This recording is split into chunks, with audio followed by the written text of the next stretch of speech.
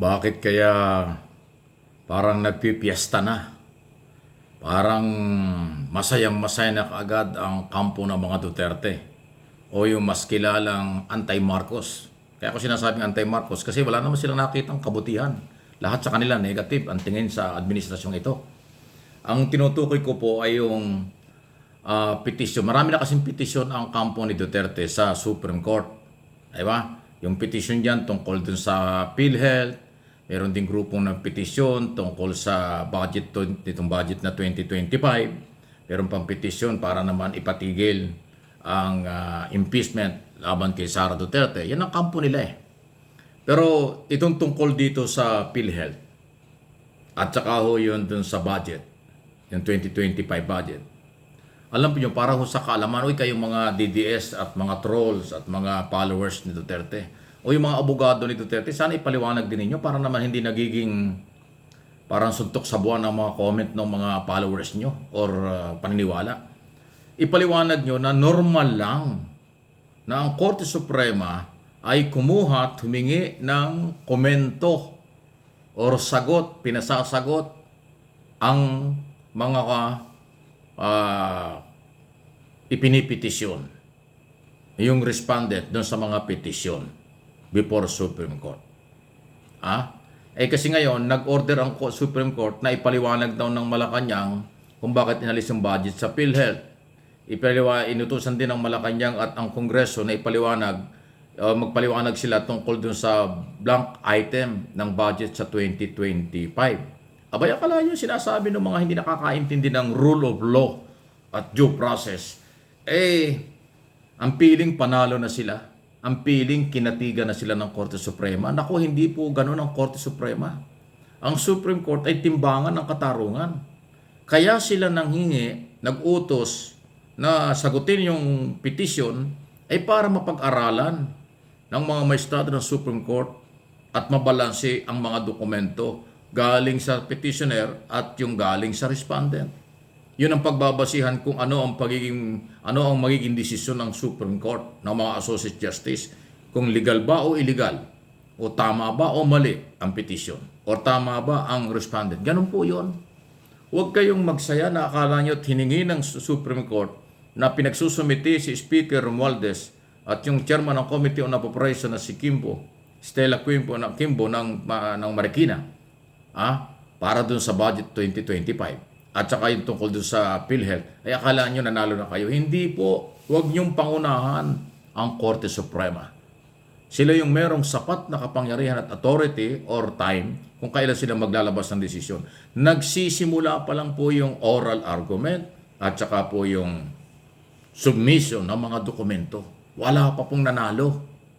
At hindi basihan na hiningi ng Supreme Court ang komento o position paper o anumang opinion ng panig ng gobyerno ay nanalo na yung petitioner. Hindi ganon. Kaya inuulit ko, kay sana mga abogado at nakakaintindi ng rule of law at proseso, huwag niyong payagan na walang alam yung inyong followers at supporters. Mga DDS, aralin nyo.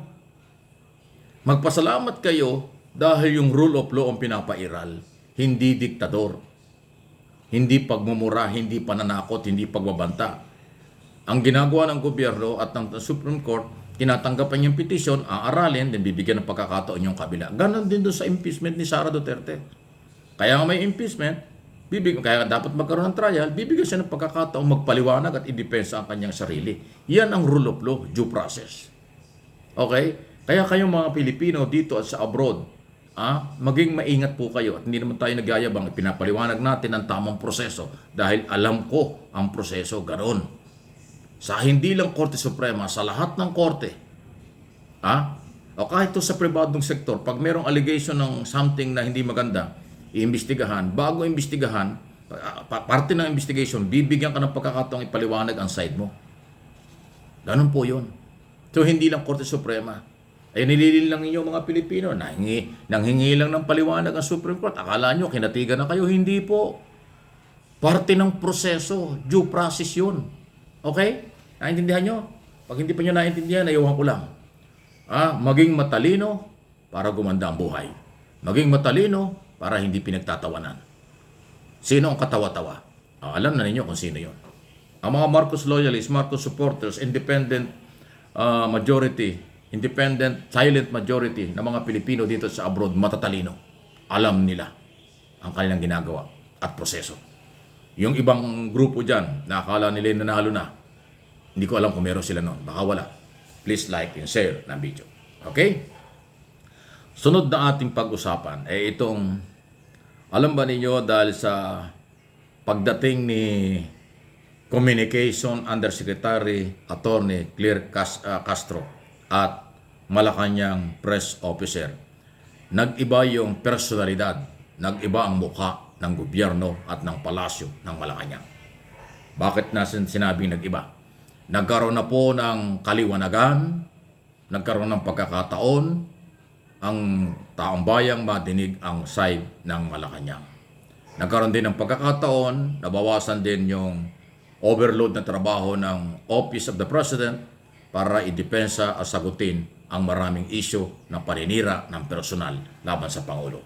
Dahil kay Undersecretary Castro, nagluwag yan. Kasi yung kinuha ng Pangulo at pagkakatalaga kay Castro ay tamang-tama. Tulad na sinabi ko sa mga nakaraang video, siya kasi ay may tapang, may talino, at may lakas ng loob talagang harapin ang lahat ng bumabatikos. Nababaguhan lang ang mga DDS, nababaguhan lang ang mga anti-Marcos kasi sa loob ng halos 3 taon, walang sumasagot sa kanila. Mapayapa silang nagagawa nila sa kanilang kalukuhan ng pagsasamantala, pagbanat ng personal sa Pangulo, kawalan ng respeto sa eleksyon, kawalan ng respeto sa elected president, walang respeto sa first family. Yun sila yun. Ngayon, na may nagsasalita na in behalf of the president at ng gobyerno, nasasaktan sila. Pero Undersecretary Castro, ituloy mo lang yan. Majority ng mga Pilipino naniniwala sa iyo. Ako mismo, hindi man kita kilala ng personal, naniniwala ako sa ginagawa mo. Kailangan ka ng Malacanang. Kailangan ka ng taong bayan. Dahil ikaw ay may lakas ng loob na sagutin ang matagal ng paninira, ang matagal ng fake news ng kampo ng mga anti-Marcos. Especially ng mga Duterte at mga vlogger nila at troll nila. Kaya nagbago ang personalidad kasi humaharap na ang gobyerno. Nagsasalita na, sumasagot na. Yan ang importante. Itinatama na ang mga mali. Ang mga fake news nilalabanan na. At walang takot na ginagawa ngayon yan ng Presidential Communication Office, Undersecretary Ruiz at Undersecretary Castro. Yan po ang tingin natin. Alam niyo yung halos 3 taon na paninira ng personal, alam naman natin. Pagmumura, panlalait, pambibintang at kung ano-ano. Yan po yung mga salitang kanto, salitang napakababang level, salitang unprofessional kung saan man nagagaling. Ngayon po, professional ang approach ng pamahalaan. Sinasagot ang lahat ng mali. Sasalubungin kayo sa anumang inyong mga propagandang mali.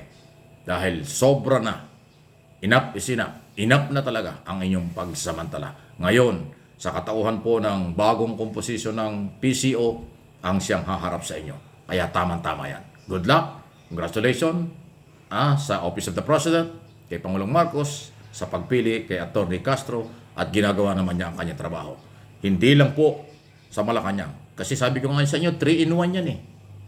Abogado, broadcaster, vlogger. Kaya alam na alam niya ang pinanggagalingan ng mga masasamang elemento at mga fake news. At alam din niya kung paano sagutin sa tamang proseso bilang abogado at bilang broadcaster. Kaya mabuhay ka, Yosek. Sana dumami ang lahi katulad mo at magpapatuloy yan. Naniniwala ako majority ng Pilipino naniniwala sa iyo kaysa sa mga bumabatikos sa iyo ng personal na wala sa lugar. Please like and share ang ating video.